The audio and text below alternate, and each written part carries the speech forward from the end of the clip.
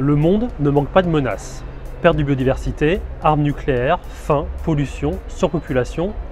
Pourtant, tous ces dangers ont été relégués au second plan face à une menace plus mortelle, plus immédiate, le réchauffement climatique, devenu la mère de toutes les batailles.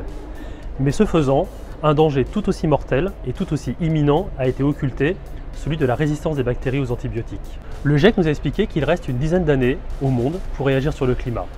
Pour de nombreux experts, il reste aussi peu de temps pour juguler le problème des résistances des bactéries, qui est dû à une utilisation abusive et incontrôlée des antibiotiques pour la santé humaine et pour l'agriculture.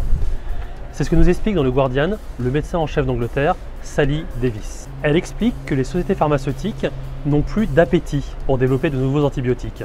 Les résultats positifs sont de plus en plus difficiles à obtenir et la rentabilité est très faible. Elle parle d'une défaillance systémique. Pourtant, l'ONU appelle, en vain, les géants mondiaux de la santé à prioriser le bien public plutôt que le profit. En 2017, interrogé par Times Higher Education, 50 prix Nobel mettaient la résistance bactérienne dans le top 3 des dangers pour l'humanité, avec le climat et le risque de guerre nucléaire. En 2018, le groupe de coordination des Nations Unies sur les bactéries évoquait un tsunami silencieux aux conséquences catastrophiques. Aujourd'hui, 700 000 personnes meurent par an de cette résistance. En 2050, ce sera 10 millions. Pourtant, en 2018, le rapport du Forum économique de Davos plaçait le risque de maladies infectieuses seulement à la 10e place des menaces sur la vie humaine. C'est un signe qui montre que l'appel impérieux des médecins et des scientifiques est presque ignoré par la communauté des décideurs. Pour Sally Davies, il n'y a plus le choix. C'est à la population de s'organiser pour mettre ce sujet sur le devant de la scène, comme elle l'a fait pour le climat.